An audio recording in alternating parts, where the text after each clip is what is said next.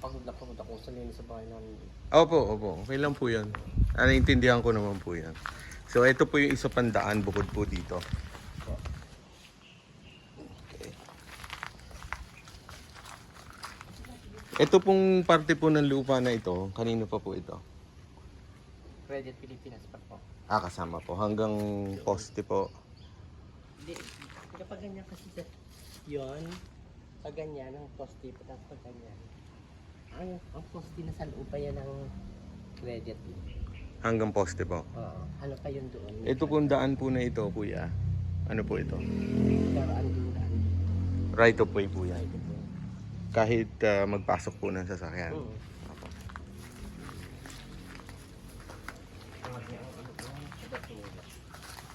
Opo. Kasi po nag-uulan nung nakaraan. Dito po, may mga nakatira po ba dito sa... Oo, may nakatira dito. Yan kasi reserve road yan. Okay po.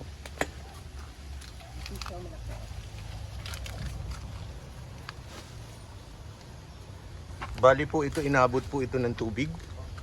Hanggang saan po?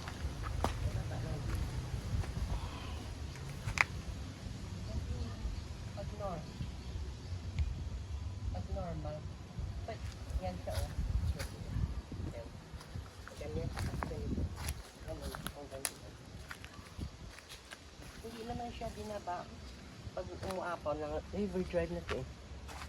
Ito river drive.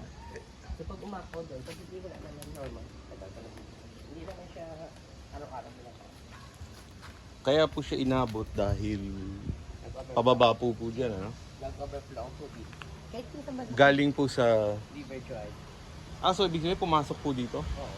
Kasi pwede lang butas-butas din yun. Pero pag hindi naman siya na pag normal lang na ulan, wala naman siya. Okay. Ano lang talaga, pag mabaha na yung Las, di ba mga BF, mga binahagi rin. Parang ganun lang. Pero yung normal lang na ulan. So pag saan may pag nag-overflow na yung material dito. Hanggang doon pa yun. Hanggang doon po sa may puno na po yun.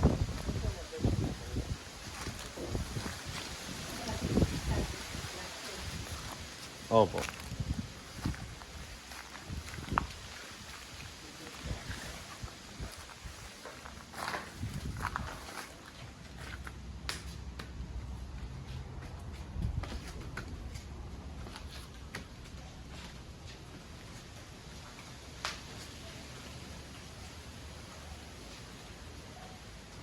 Gaano po katagal na kayo nakatira dito? Ako? Sa compound po? 30 years na ako. 30 years. Kasi- Tagal na po pala. Diyan kasi ako nag-office dati sa boss ko. Matagal na ako dito. Mhm. Umabot ako ng 60. 30 pa rin doon ako. Oo. 20 years old dito na ako. Ganun po. Hindi naman siya araw-araw na ba? Pag nag-overflow yan.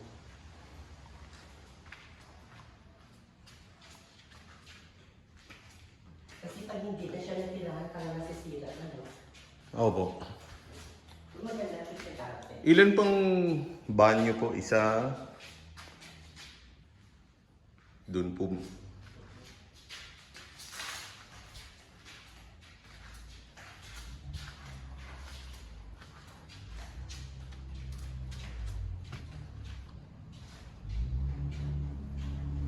Kitchen. Ito CR. Ito CR. Ito po si R1. May CR yung dito. Ito, balcony. Ito, CR dito. CR din po ulit dito. CR dito. CR dito. Okay. Dito po, ang istorya po ba nito, magkakapatid sila sa isang compound? Opo. Nagkapatid sila. Tapos naghiwa-hiwalay po sila ng parte. Parang party na nila to. Kasi yung husband ng babae na may-ari namatay niya. Opo. Parang yan pa nila. Sa dito, ang laki yun. Dito po may mga banyo pa sa pagkakaalam niya. Dati kasi ano yung printing press. Ano po? Yung printing, yung parang gumagawa ng mga resibo. Ah, okay po. Parang naging opisina po. Opisina ko siya. Kasi hindi naman siya dati din nakakasin. So, yung press sila dito. Umano lang po sila na nagbabahana. Hindi. Ang alam ko nung humahanap kayo, nung humahanap ng mga sapot sa kabila, yung mga ganun, parang nag-out of flow. Kung dati normal, wala lang. Dito kasi mga makina dito yung... Mga makina po ng printing. Makina dito. Nung nakuha po ito ni Credit Pilipinas, nandito pa yung printing. Yung... Nung nakuha ng Credit Pilipinas ito. Bali, ano na nila sa Credit Pilipinas, sinag-change na lang kasi parang hindi na nila na ano. Parang hindi na nila yung kanabayaran. Nung printing po o nung may-ari po? Siyempre sa Tagaya, sa hindi na nila kanabayaran. So nag-transfer ng pangalan sa Credit Pilipinas. Ang member na rin ito ng sa aplikasyon dito, Credit Pilipinas. Okay. Nag-transfer na lang rin.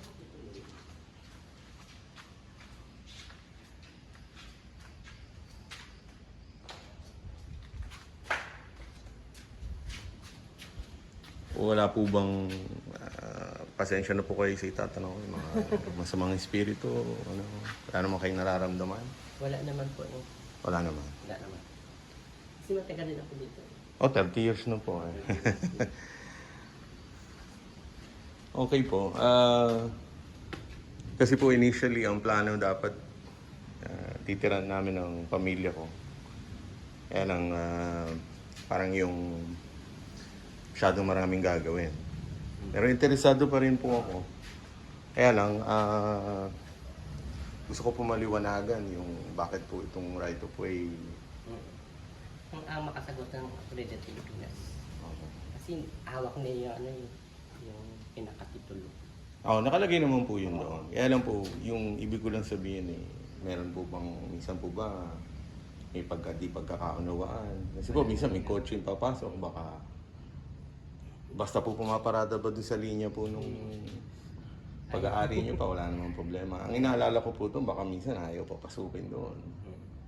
Yun yung gusto ko malaman. Wala naman po. Kasi kayo nakatira dito. Kasi Ilan pa po bang pamilya nakatira? doon, ito kasi may-ari ito doon. Ang nakatira ng pamilya, isa, dalawa, tatlo lang sila. Pero ito kasi mga boarding house lang to. Nagbo-board Ito, sila. ito boarding house to ako. Doon nag-board na kami dito. So yung may-ari po, ang naibenta lang niya, ito. Ito lang. Kasi Okay. kumbaga share niya dun sa... Ang Kala asawa ko, niya. kayo, kamag-anak kayo nung Hindi. may-ari. Bali, caretaker na ako dito kasi matagal na ako dito, 30 years na. Kung magkano po ang upa nila? Hindi nyo... Sa akin? Opo. Hindi nyo mamasamain. Sa akin kasi 4K lang yun. 4K. 4K lang. 60 Ang ako. kuryente po dito, may sariling May metro. sariling metro. Sari-sarili sila. Atol sa akin, ang kontador, ang aking bill, lang, 700 kasi hindi naman siya masyadong ingat. Pwede na po tayong no? Dito. Yung naman, at saka tahimik dito yun, hindi ako malis dito eh. Kasi tahimik siya, hindi siya Opo. At saka yung 4K po, medyo reasonable naman. Pero nag-work pa po kayo? Hindi na po kasi 16 ako. Hindi kayo mukhang 60. Dati kasi, ang boss ko kasi, kapatid niya may-ari dito. Opo. Printing din. Mhm. So hindi na ako malis dito kasi ang mga boarding house, tag 8,000, 10,000 yun. Opo. At saka dito naman, sanay na ako sa dito kasi tahimik dito eh. Mukha nga pong tahimik. Tahimik siya. Mula lang po nung ginawa tong River Drive, pang-isang-isa pag malakas ang Minsan panahon. lang, pero hindi naman araw-araw. Nung Undoy po, hanggang saan ang tubig dito? Nung Undoy, Yung malakas na malakas po, di ba? kasi dati nung Undoy, hindi pa siya Naiipunan. hindi pa siya dati river drive. Ah. So, ang river drive, ang tubig, dumadaan lang, mabilis lang siya dumadaan. Ito kasi ang kalsada parang pinataas. Pinataas na kaya Pinataas naiwan ng ito. government. Oo, yun na nga. naiwan. Kaya naipunan na ng Naipunan tubig. siya. Pero hindi naman siya nagtagal. ano lang, alimbawa, tumula na ano, parang ilang hours lang, mawawala lang siya. Okay. Mawawala lang siya. Tsaka maganda po yung buhos ng simento, no? Ano to? Kasi dati may nagpunta dito ng psychic, sabi na hanggang sa office. Yung mga ano niya, sa psychic siya lang nakalagay. Ito po, mga puno, matagal na po ito. Ay, ang dami-daming bunga yan. Napakadami pong bunga. Mangga po yan, ano? Yung mangga siya na maliliit, yan ang dami naglag. Tamis-tamis yung pag kinain. Ah, opo, yung mga maliliit. Kanina po, nakatapak ako eh. Yan, oh, ang dami. Isa nga, nakuha kami dyan. Kasi tamis yung parang super sweet. Opo.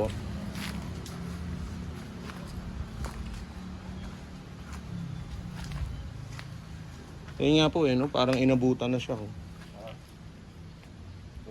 Ang tubig po, may nilad. Paminilad. Bali, ito kasi, naka-transfer na sa, may tubig na to, Ah, Credit Pilipinas. No? Credit Pilipinas. Hindi pangalan pa rin ng may-ari dati, pero ang mirang po kasi tinanggal yung mga wiring, so wala na. Ah, po, para wala munang gumamit. Pero naka-ano to, naka-register yun sa homeowner. Opo. Na sila naman, Kamusta naman po yung mga kapitbahay nyo dito? mga tahipan. Mhm. Wala kasi naman tuloy dito, hindi parang, ano na, parang, Yan po, para hindi kayo hindi siya kasi natulog dito po.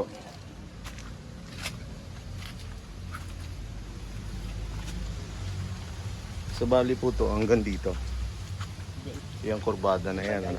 Diba ganun siya? Opo. Papunta doon ng Sa poste. At papunta doon ng poste pa sa doon. Opo. Bali dito po wala. Ito po border po. Sa credit pa. Ano po? Parang sa pag natin Border po sila. Ah, border pa din. So ilan po ang nagbo-board ngayon? Ha? Ilan po ang nagbo-board? Sa una, ito, 1, 2, 3. Marami din. 1, Para. 2, 3, 4, 5. Ah, okay. Mga 5 hanggang 6 po. Basta lang po dito, ang dini. Basta pag once nga mag-ulan, pero hindi mo lang i-access. Pero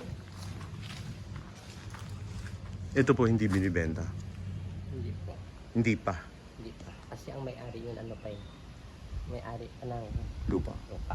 Kapatid din po dati. Oo, kapatid yun.